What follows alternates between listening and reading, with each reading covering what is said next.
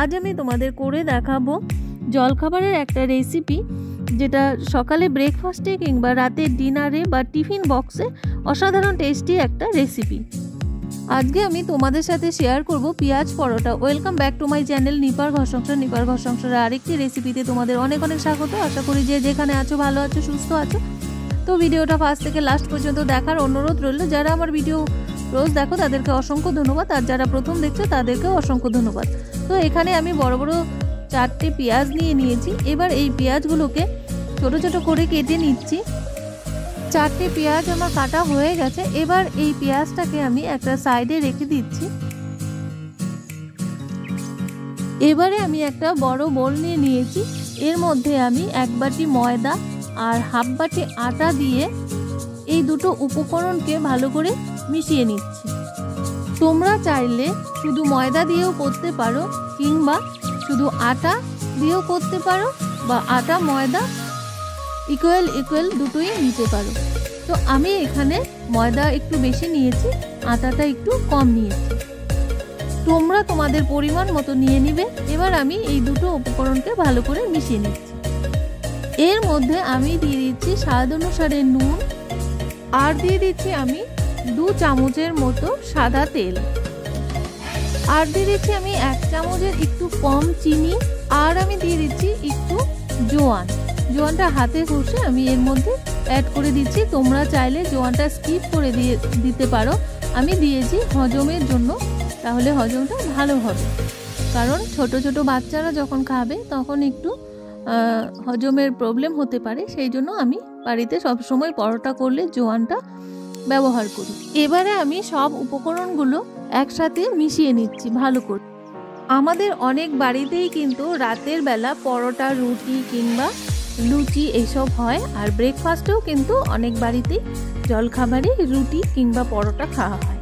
তো একই রকম খেতে খেতে আমাদের মুড যখন বোরিং হয়ে যায়, তখন কিন্তু আমরা এরকম একটা পেঁয়াজ পরোটা ট্রাই করতেই পারি। কারণ আমাদের নিত্য নতুন খেতে কিন্তু খুব ভালো লাগে। নিত্য নতুন পোশাক পরতে যেমন ভালো লাগে, নিত্য নতুন খেতেও কিন্তু খুব ভালো লাগে।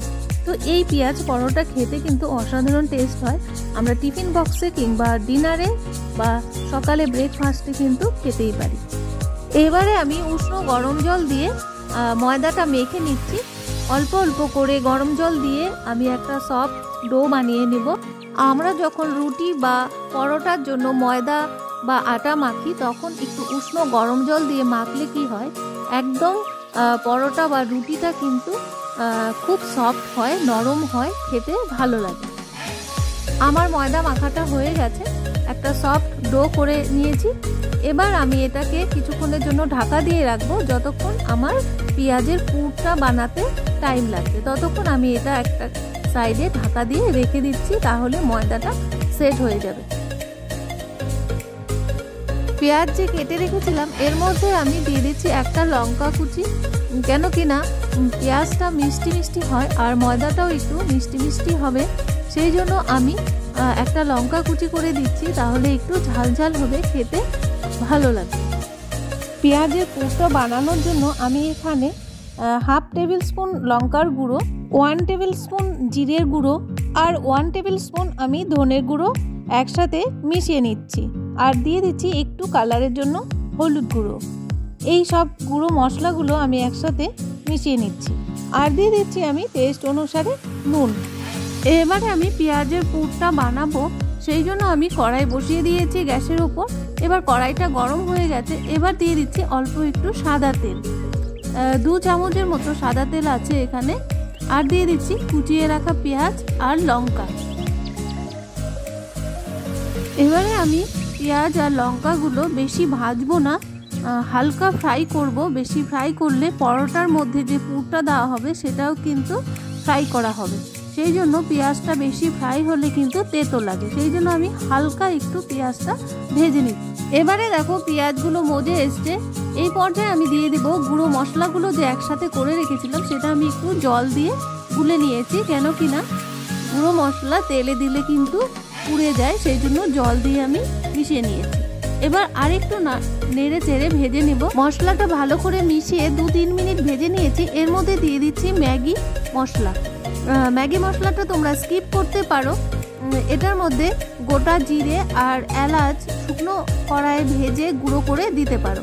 তো আমার কাছে এটা ছিল, সেই জন্য আমি এটা দিয়েছি। আর ম্যাগি মশলা কিন্তু অন্যরকম একটা টেস্ট আনে, আর এই টেস্টটা কিন্তু খুবই সুস্বাদু হয়, আর এটা বাচ্চারা খুব পছন্দ করে খেতে, সেই জন্য আমি এই ম্যাগি মশলাটা দিয়েছি। আর এই ম্যাগি মশলাটা 5 টাকা দিয়ে দোকানে কিনতে পাওয়া যায়। এবার এটা আমার হয়ে গেছে, এখন কিন্তু পেঁয়াজের পুরটা আমি নামিয়ে নেব।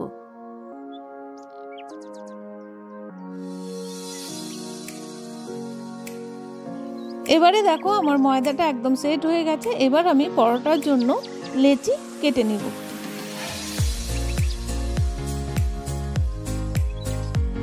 এবারে আমি কিচেন স্ল্যাবটা ভালো করে ধুয়ে পরিষ্কার করে নিয়েছি। তো এখানেই আমি আজকে পরোটাটা বেলবো। সবকটা লেচি আমার একদম রেডি হয়ে গেছে। এবারে আমি একটা লেচি নিয়ে এভাবে বাটির মতো তৈরি করে অল্প একটু পেঁয়াজের পুর ভরে দিই। পেঁয়াজের পুরটা ভরে আমি মুখটা বন্ধ করে দেব। বন্ধ করে দিয়ে একদম সফটলি আস্তে আস্তে করে বেলে নেব, কেন কিনা জোরে বেলা যাবে না, তাহলে পেঁয়াজটা বেরিয়ে আসতে পারে, সেই জন্য খুব আস্তে আস্তে সফটলি বেলতে হবে। এভাবে আস্তে আস্তে করে বেলতে হবে, বেশি চাপ দেওয়া যাবে না। চাপ দিলেই কিন্তু পেঁয়াজটা আমাদের সাইড থেকে বেরিয়ে আসতে পারে, সেই জন্য খুব আস্তে আস্তে বেলতে হবে। এভাবে আমি সবকটা পরোটা বেলে নিব।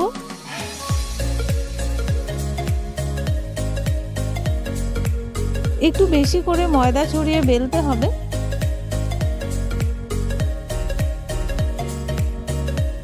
এবারে আমার সবগুলো পরোটা বেলা হয়ে গেছে। এবার আমি গ্যাসের উপর একটা রুটি তাওয়া বসিয়ে দিয়েছি। এটা গরম হলে একটা একটা করে পরোটা ভেজে তুলে নেব। আমি পরোটাটা দু সাইড আগে একটু সেঁকে নিচ্ছি, তারপর আমি অল্প একটু তেল দিয়ে ভেজে নেব। আমরা চাইলে একসাথে দুটো করে পরোটা ভাজতে পারি।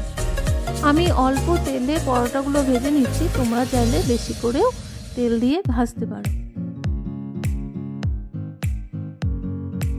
এইভাবে আমি উল্টে পাল্টে ভালো করে সবগুলো পরোটা ভেজে তুলে নিচ্ছি। পরোটা ভাজার সময় কেউ একটু কড়া ভাজা করেন, কেউ আবার একটু হালকা। তো আমাদের বাড়িতে পরোটা ভাজার সময় একটু কড়া ভাজা খাওয়া হয়, সেই জন্য আমি একটু কড়া করে ভেজে নিচ্ছি। তোমরা চাইলে হালকা করেও ভেজে নিতে পারো। এবার দেখো পরোটা ভাজাটা আমার হয়ে গেছে। এইভাবে আমি প্রত্যেকটা পরোটা ভেজে তুলে নিচ্ছি। আমার প্রত্যেকটা পরোটা ভাজা হয়ে গেছে। দেখো পরোটাগুলো কত সুন্দর হয়েছে, আর খেতেও কিন্তু খুব টেস্টি হয়। পরোটাটা আমি সার্ভ করে দিয়েছি। আমি সার্ভ করেছি টমেটো সস আর টক দইয়ের সাথে। টক দইয়ের ওপর একটু শুকনো লঙ্কা গুঁড়ো আর বিট নুন ছড়িয়ে দিয়েছি, তাতে খেতে আরও দুর্দান্ত টেস্ট হয়। আর এই পেঁয়াজ পরোটা খেতে টক দই দিয়ে দারুণ লাগে। আর বাকি পরোটাগুলো অন্য প্লেটে রাখা আছে। তোমরা চাইলে যে কোনো কিছু দিয়েই খেতে পারো, মাটন, চিকেন সব কিছু দিয়েই খাওয়া যায়। আর পরোটাগুলো দেখো কত সুন্দর হয়েছে, আর খেতেও কিন্তু দুর্দান্ত টেস্ট হয়। তো এই দেখো পরোটার ভেতরটা কি সুন্দর সফট, আর মশলাগুলো পাট হয়ে আছে। পেঁয়াজটা কিন্তু একদম কালো হয়ে যায়নি, আর খেতেও কিন্তু দুর্দান্ত টেস্ট হয়। তোমরা বাড়িতে অবশ্যই ট্রাই করবে। আর আজকের আমার পেঁয়াজ পরোটার রেসিপিটা তোমাদের কাছে কেমন লাগলো তোমরা অবশ্যই কিন্তু একটা লাইক করে কমেন্ট করো। আর যারা নতুন বন্ধু দেখছো তারা অবশ্যই সাবস্ক্রাইব করে বেল নোটিফিকেশনটি অল করে রেখো, তাহলে আমার নিত্য নতুন ভিডিও, ব্লগ বা রেসিপি সবার আগে তোমাদের কাছে পৌঁছে যাবে। আর ভিডিওটা যদি ভালো লাগে তাহলে শেয়ার করো।